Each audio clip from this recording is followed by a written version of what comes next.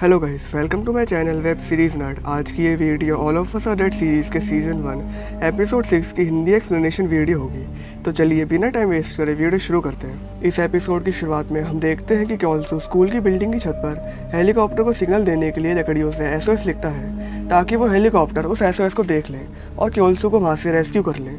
अब दूसरी तरफ हम देखते हैं कि जिमिन आत्महत्या करने की कोशिश करती है, पर डेसू, सुयोक, ओंजो और बाकी सब जिमिन को रोक लेते हैं। फिर ओंजो जिमिन को ब्रॉडकास्टिंग रूम में ले जाकर समझाती है कि आत्महत्या करना सही नहीं है। आत्महत्या करने से तेरे मम्मी पापा वापस नहीं आ जाएंगे, तो बेहतर है कि तू उनके लिए जिंदा रहे और आत्महत्या को अपने दिमाग से निकाल दे। फिर जिमिन अपना सर माइक के स्टैंड पर रख देती है, जिससे वो माइक ऑन हो जाता है। फिर नामरा ब्रॉडकास्टिंग रूम में जाती है और वो माइक दोबारा ऑन कर देती है।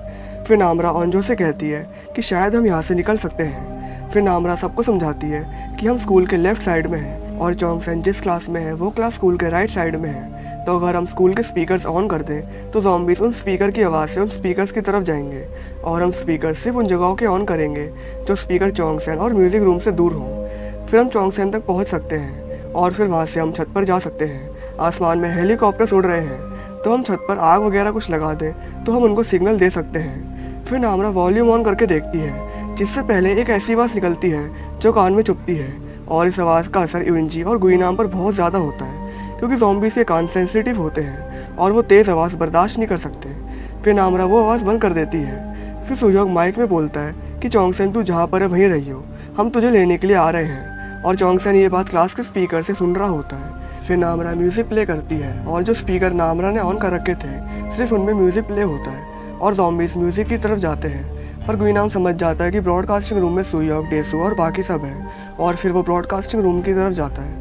अब दूसरी तरफ हम देखते हैं कि जंगहारी, मिंजे, मीजिन और जूनसुंग आर्चरी ट्रेनिंग सेंटर पहुंच जाते हैं, जहां पर मीजिन ताला खोलने की कोशिश करती है और जूनसुंग, जंगहारी और मिंजे ज़ॉम्बीज़ को रोकते हैं। फिर जूनसुंग एक ज़ॉम्बी के पेट में डंडा घुसा देता है, जिससे वो डंडा टूट जाता है। फिर वो ज़ॉम्बी जूनसुंग को लेकर नीचे गिर जाता है, जिसकी वजह से वो डंडा जूनसुंग के पेट में भी घुस जाता है। फिर मिंजे जूनसुंग के ऊपर से उस ज़ॉम्बी को हटाता है। फिर ये सब आर्चरी ट्रेनिंग सेंटर के अंदर आ जाते हैं। वहाँ पर मीजिन देखती है कि जूनसुंग के पेट में बहुत गहरी चोट लगी हुई है। अब दूसरी तरफ हम देखते हैं कि डेसू म्यूज़िक रूम से बाहर झाँकर देखता है कि सारे ज़ॉम्बीज़ म्यूज़िक रूम के सामने से स्पीकर की तरफ जा चुके हैं, सिवाय एक को छोड़कर। फिर सुयोक डेसू से कहता है कि शायद वो ज़ॉम्बी बहरी है, हमें अभी निकलना होगा, इससे पहले बहुत देर हो जाए। अभी वो ज़ॉम्बी दीवार की तरफ अपना मुँह करके खड़ी है। फिर सुयोक सबसे कहता है कि तुम सब उस ज़ॉम्बी के पीछे से निकलो, मैं पीछे रहूँगा, अगर उस ज़ॉम्बी ने कुछ करा तो मैं संभाल लूँगा। फिर ये सब बारी बारी और बिना आवाज़ करे उस ज़ॉम्बी के पीछे से निकलना शुरू करते हैं। फिर जूनियोंग के हाथ से पानी की बोतल गिर जाती है। फिर वो ज़ॉम्बी पीछे मुड़ जाती है। फिर सुयोक सबसे कहता है कि जल्दी भागो यहाँ से। फिर सुयोक उस ज़ॉम्बी को रोक कर रखता है और वो सब वहाँ से भागकर चोंगसेन की क्लास की तरफ जाते हैं। और दूसरी तरफ गुइनाम भी म्यूज़िक रूम पहुँच चुका होता है, जहाँ पर वो नामरा का बनाया हुआ प्लान देख लेता है। अब दूसरी तरफ हम देखते हैं कि वो ज़ॉम्बी सुयोक के पीछे पड़ जाती है।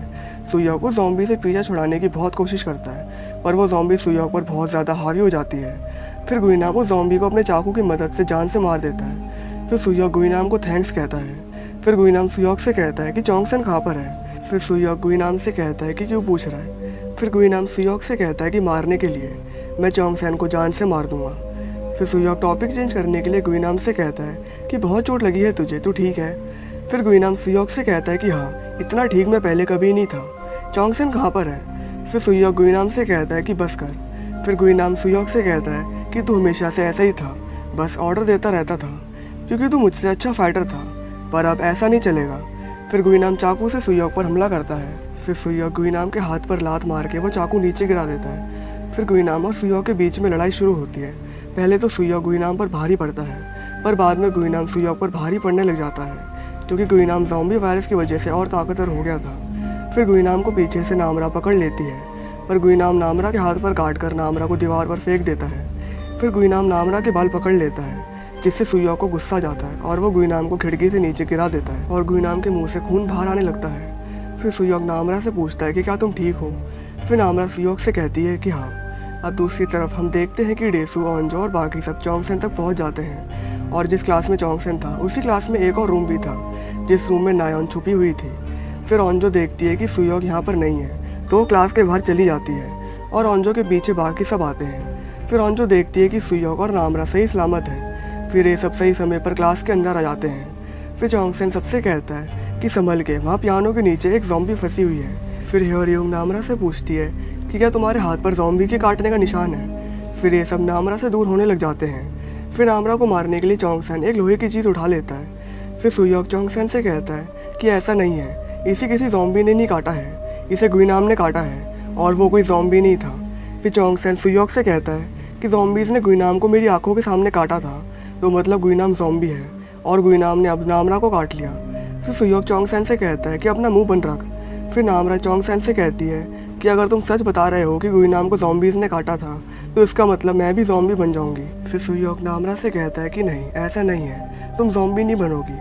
फिर सुयोक सबसे कहता है कि मेरा यकीन करो, गुइनाम ज़ॉम्बी नहीं था, मैंने उससे बात करी थी, उसने मुझे पहचाना भी था और फिर हमारे बीच लड़ाई भी हुई थी। फिर नामरा सुयोक से कहती है कि अब मेरा यहाँ रहना ठीक नहीं है। फिर नामरा वहाँ से जाने लगती है। फिर सुयोक नामरा को रोककर कहता है कि तुम ज़ॉम्बी नहीं बनोगी। फिर सुयोक सबसे कहता है कि ये ज़ॉम्बी नहीं बनेगी, पर अगर मुझे लगा कि नामरा ज़ॉम्बी बन रही है तो मैं खुद इसे खिड़की से नीचे गिरा दूंगा, तब तक के लिए कोई कुछ नहीं करेगा। फिर चोंगसेन वो लोहे की चीज़ लेकर नामरा की तरफ बढ़ता है। फिर सुयोक चोंगसेन से कहता है कि नामरा के पास मत आना, मैं तुझे चेतावनी दे रहा हूँ। फिर चोंगसेन सुयोक से कहता है कि तेरी चेतावनी की ऐसी की तैसी, ग्योंगसू जा चुका है, अब मैं और दोस्त नहीं खोना चाहता, मेरे रास्ते से हट जा।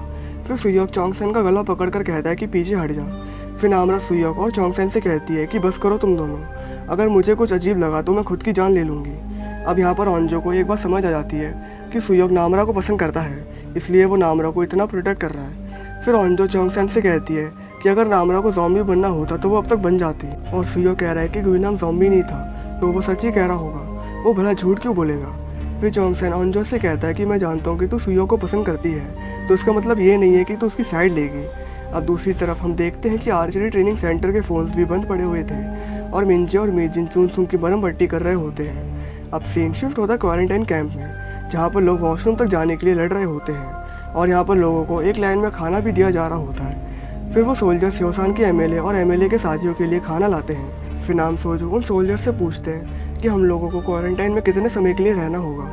फिर वो सोल्जर सोजू से कहता है कि 1 महीने के लिए। फिर सोजू उन सोल्जर से कहते हैं कि मुझे माफ़ करना। फिर सोजू उन सोल्जर्स को पीट कर बेहोश कर देते हैं। फिर नाम सोजू और यूसिन उन सोल्जर्स के कपड़े और मास्क पहनकर वहाँ से चले जाते हैं। अब दूसरी तरफ हम देखते हैं कि गुइनाम को होश आ जाता है। अब हमको यहाँ पर एक बात पता चल जाती है कि गुइनाम अगर ऊंचाई से गिरा तो वो नहीं मर सकता, वो वापस जिंदा हो सकता है।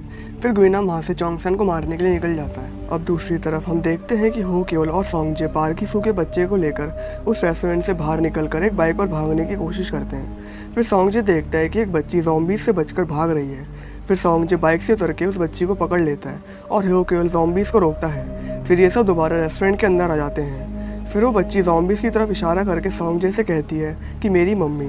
फिर सोंगजे समझ जाता है कि इस बच्चे की मम्मी ज़ॉम्बी बन चुकी है।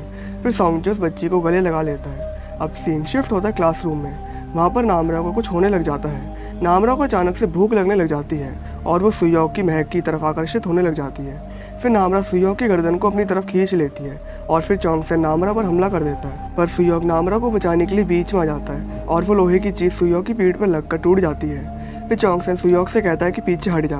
फिर सुयोक चोंगसेन को टेबल पर लिटाकर कहता है कि नामरा के पास मत जाना। फिर चोंगसेन सुयोक को एक घूसा मारता है। फिर सुयोक चोंगसेन को नीचे गिरा देता है। फिर डेसू सुयोक को रोक लेता है। फिर चोंगसेन नामरा पर हमला करने वाला होता है, पर ओंजो चोंगसेन को रोक लेती है और सुयोक चोंगसेन को पकड़ लेता है। फिर ओंजो चोंगसेन से कहती है कि तू एक बार नामरा को ध्यान से देख, अगर उसने सुयोक को काटा होता तो उसके मुंह पर खून होता, पर नामरा का मुंह बिल्कुल साफ है। फिर वूजिन सबसे कहता है कि मुझे नामरा बिल्कुल ठीक लग रही है। फिर जूनयोंग सबसे कहता है कि अगर उसे ज़ॉम्बी बनना होता तो वो अब तक बन जाती। फिर नामरा सबको सच बता देती है कि मैंने सुयोक को काटने की कोशिश करी थी, अगर मैं होश में नहीं आती तो मैं सुयोक को काट लेती। फिर सुयोक सबसे कहता है कि ये झूठ है। फिर सुयोक नामरा से कहता है कि बस करो। फिर नामरा सबसे कहती है कि मैं यहाँ से जा रही हूँ। फिर ओंजो नामरा को रोककर चोंगसेन से पूछती है कि क्या तूने गुइनाम को ज़ॉम्बी बनते हुए देखा था। फिर चोंगसेन ओंजो से कहता है कि नहीं। फिर ओंजो सुयोक से पूछती है कि क्या तुम सच में गुइनाम से लड़े थे। फिर सुयोक ओंजो से कहता है कि हाँ। फिर ओंजो सुयोक और चोंगसेन से कहती है कि तुम दोनों के पास झूठ बोलने की कोई वजह नहीं है। हो सकता है कि गुइनाम को ज़ॉम्बीज़ ने काटा हो, पर वो ज़ॉम्बी ना बना हो। मैंने मूवीज़ में देखा है कि कुछ लोग इम्यून होते हैं जिन पर ज़ॉम्बी वायरस का कोई असर नहीं होता। फिर जीमिन सबसे कहती है कि नामरा चाहे इम्यून हो या ना हो, पर नामरा के अंदर ज़ॉम्बीज़ का खून है। उसने खुद ही कहा है कि उसने सुइयों को काटने की कोशिश करी है। किसको पता कि नामरा कब ज़ॉम्बी बन जाए और हम पर हमला कर दे। अब यहाँ पर जीमिन ये बातें इसलिए नहीं कह रही है कि उसे अपने दोस्तों की बड़ी फिक्र है। जीमिन ये बातें इसलिए कह रही है क्योंकि जीमिन को ज़ॉम्बी से नफरत होने लगी थी, क्योंकि ज़ॉम्बीज़ की वजह से जीमिन के मम्मी पापा ज़ॉम्बी बन गए थे। फिर सुयोक एक कपड़े का टुकड़ा उठाकर अपने और नामरा के हाथ बांध लेता है। फिर सुयोक सबसे कहता है कि अब अगर नामरा ज़ॉम्बी बन भी गई तो तुम्हें कुछ नहीं होगा, जो होगा वो मुझे होगा। फिर चोंगसेन और बाकी सब शांत होकर सुयोक और नामरा से दूर बैठ जाते हैं। फिर नायोन उस कमरे में से बाहर आकर सबसे माफ़ी मांगने के लिए तैयार होती है, पर यहाँ पर ह्योरिंग सबसे कह देती है कि कम से कम नामरा नायोन से तो बेहतर है। नायोन की वजह से मिस पार्क और ग्योंगसू मर गए। फिर जूनियोंग ह्योरिंग से कहता है कि तू ठीक कह रही है, अगर नायोन नहीं होती तो मिस पार्क और ग्योंगसू भी जिंदा होते, और ये सब बातें नायोन सुन लेती है। फिर डेसू वो कमरा नोटिस करता है जिसमें नायोन थी। फिर डेसू सबसे कहता है कि शायद इस कमरे में कुछ खाने या पीने के लिए हो, हमने 2 दिन से पानी तक नहीं पिया है। फिर डेसू वो दरवाज़ा खोलने की कोशिश करता है, पर नायोन ने वो दरवाज़ा लॉक कर दिया था। फिर डेसू वो दरवाज़ा तोड़ने की कोशिश करता है, पर वो दरवाज़ा नहीं खुलता। फिर जीमिन को एक कैमरा मिलता है जिसमें वो अपने आप को रिकॉर्ड करके कहती है कि मॉम डैड मैं ज़ॉम्बी से आपकी मौत का बदला लूँगी। फिर जीमिन के बाद बाकी सभी अपने परिवार वालों के लिए मैसेज रिकॉर्ड करते हैं। अब दूसरी तरफ हम देखते हैं कि यूसिन नाम सोजू को क्वारंटाइन कैंप की दीवार पार करवा देता है। फिर सोजू यूसिन से कहते हैं कि अपना ख्याल रखना। फिर सोजू यूसिन को लिए बिना वहाँ से चले जाते हैं। फिर वो सोल्जर्स नाम सोजू पर गोलियाँ चलाना शुरू करते हैं। फिर नाम सोजू जल्दी से भागकर समुद्र में कूद जाते हैं, पर उनके एक गोली पेट पर लग जाती है और ये एपिसोड यहीं पर ख़त्म हो जाता है। तो आप मुझे नीचे कमेंट करके बताइए कि आपको ये एक्सप्लेनेशन कैसा लगा, और अगर आप इस चैनल पर नए हो तो इस चैनल को सब्सक्राइब करके साथ में लगे बेल आइकन को भी जल्दी से प्रेस कर दो। तो चलिए मिलते हैं आपसे इसके नेक्स्ट एपिसोड 7 में। तब तक के लिए goodbye, take care and thanks for watching.